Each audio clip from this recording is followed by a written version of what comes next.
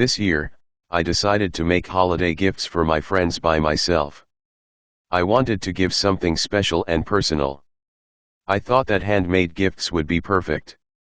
First, I made a list of my friends and what they like. Some of my friends love reading, so I decided to make bookmarks. For those who love tea, I made tea blends with different herbs. I also made candles for friends who like cozy evenings. Making the bookmarks was fun. I used colored paper, ribbons, and stickers to decorate them.